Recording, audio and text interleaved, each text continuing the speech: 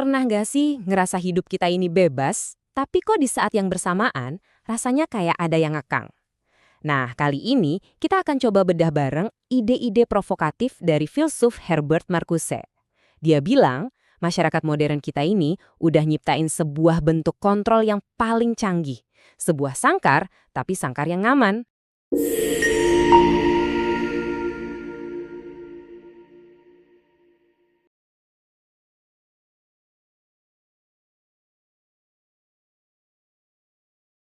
Oke, kita mulai dari kutipan yang satu ini.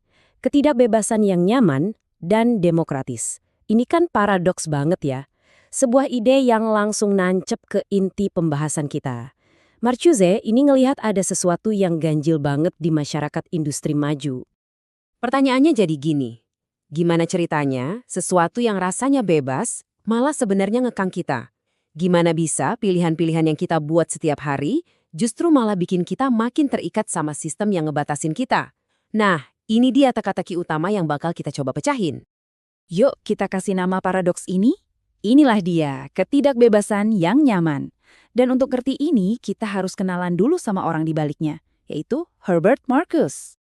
Hidup Markus ini dibentuk sama gejolak besar abad ke-20. Bayangin aja, dia belajar filsafat di Jerman, terus harus kabur dari Nazi bareng kelompok massa Frankfurt, sampai akhirnya malah kerja buat intelijen Amerika buat nganalisis Nazi. Semua pengalaman ini ngasih dia sudut pandang yang unik banget. Dia jadi saksi mata gimana sistem modern, entah itu fasis atau kapitalis, bisa ngebentuk dan ngendariin kita sebagai individu. Oke, sekarang kita masuk ke diagnosis utamanya. Apa sih yang dimaksud Marcuse dengan manusia satu dimensi? Nah, ini dia jantung dari semua kritiknya. Gampangnya gini, jadi manusia satu dimensi itu artinya kita kehilangan kemampuan buat mikir kritis. Kita nggak lagi nanya, dunia ini bisa nggak sih jadi lebih baik? Tapi kita cuma nerima, ya beginilah adanya dunia. Dimensi buat berimajinasi dan menolak itu seolah-olah udah hilang, udah rata sama tanah. Coba deh, kita lihat perbandingannya. Di satu sisi, ada pemikiran dua dimensi yang kritis. Logika kita dipakai buat nantang kenyataan, buat nanya, ini adil nggak sih? Ini bener nggak sih? Nah, sebaliknya, pemikiran satu dimensi itu pakai logika buat tujuan yang beda banget. Cuma buat bikin sistem yang udah ada ini jalan lebih efisien. Jadi akal kita bukan lagi buat membebaskan, tapi cuma buat yayain aja apa yang udah ada. Dan hasilnya apa? Marcuse menyebutnya kesadaran bahagia. Kita merasa happy-happy aja di dalam sistem karena kita bahkan nggak bisa ngebayangin ada pilihan lain. Jadi, kalau ada yang protes atau punya ide beda, kita malah nganggap mereka aneh, nggak logis, atau bahkan bodoh. Ya, kita jadi puas dan nyaman di dalam sangkar kita sendiri. Terus, gimana caranya sistem ini bisa ngontrol kita seefektif itu? Nah, Marcuse nemuin ada dua mekanisme utama yang cerdik banget. Pertama, lewat penciptaan kebutuhan palsu. Kebutuhan sejati kan jelas ya, hal-hal dasar kayak makanan, rumah, pakaian. Nah, tapi kebutuhan palsu ini ditanamkan ke kita lewat iklan, lewat budaya populer. Kita dibikin percaya kalau kita tuh butuh banget gadget terbaru atau barang branded biar bahagia. Ujung-ujungnya, kita jadi terikat sama siklus kerja belanja yang gak ada habisnya. Kutipan ini ngegambarinya pas banget. Identitas kita jadi nyatu sama apa yang kita punya. Kita bukan lagi siapa diri kita, tapi apa yang kita beli. Jiwa kita, kata Marcuse, ada di dalam barang-barang kita. Dan inilah yang bikin kita jadi pembela paling setia dari sistem yang ngehasilin barang-barang itu. Ini tuh mirip banget sama obat penenang bernama Soma di novel Brave New World. Rasa puas pas kita bisa beli barang baru, itu ngasih kita euforia sesaat. Kebahagiaan semu yang bikin kita lupa sama masalah yang lebih dalam. Kita jadi terlalu sibuk belanja, sampai lupa kalau kita sebenarnya nggak bebas. Mekanisme yang kedua ini lebih licik lagi, namanya toleransi represif. Gini, sistemnya kan kelihatan bebas ya, kita boleh protes, boleh kritik. Tapi toleransi ini cuma berlaku selama kritik kita itu nggak benar-benar ngegoyangin fondasi sistem. Ini tuh kayak kartu pengaman aja, biar kita ngerasa bebas, padahal itu cuma ilusi.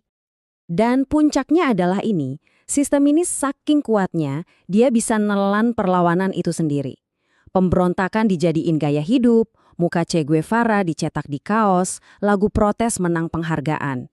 Akhirnya apa? Perlawanan itu udah nggak berbahaya lagi waktu dia udah bisa dibeli dan dijual. Potensinya buat perubahan udah dinetralkan. Kalau sistemnya sekuat ini, apa masih ada harapan? Buat Marcuse, jawabannya ada. Dan itu ada dalam konsep yang dia sebut penolakan akbar. Jadi, ini bukan sekedar protes politik di jalanan ya. Ini jauh lebih dalam. Ini soal penolakan mendasar terhadap semua nilai yang ditawarin masyarakat. Ini soal keputusan sadar buat bilang enggak ke kebutuhan-kebutuhan palsu, kebahagiaan semu, dan kepermainan toleransi yang sebenarnya represif itu. Tujuannya adalah buat menciptakan sensibilitas baru. Sebuah cara pandang yang sama sekali baru, di mana kita lebih menghargai kreativitas daripada sekedar produktivitas, lebih milih kedamaian daripada agresi. Dan Marcuse percaya perubahan ini bakal datang dari mereka yang ada di pinggiran, para seniman, pemikir, orang-orang yang terpinggirkan, yang emang nggak pernah sepenuhnya nyatu sama sistem. Oke, ini kan pemikiran dari tahun 60-an, udah lama banget. Pertanyaannya, masih relevan nggak sih? Jawabannya, ya, bahkan mungkin sekarang ini jauh lebih relevan dari sebelumnya. Gak heran kalau beberapa tahun terakhir ini pemikiran Marcuse jadi rame lagi dibicarakan di mana-mana, karena analisisnya itu terasa pas banget buat memahami zaman kita sekarang. Pikirannya bisa kita pakai di mana-mana, dari gerakan Occupy yang melawan ketimpangan, sampai krisis iklim yang maksa kita buat mikir ulang hubungan kita sama alam. Analisis Marcuse juga ngebantu kita ngerti gimana dunia digital dan surveillance capitalism, ya pengawasan data kita itu, menciptakan sangkar nyaman yang baru. Bahkan, gerakan kayak Black Lives Matter bisa dilihat sebagai bentuk nyata dari penolakan akbar terhadap sistem yang menindas.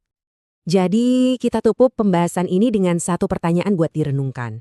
Di dunia kita yang serba nyaman, penuh hiburan, dan pilihan belanja yang gak ada habisnya, apa yang mungkin kita lewatkan?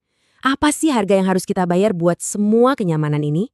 Marcuse menantang kita semua untuk berani melihat keluar dari sangkar berlapis emas kita.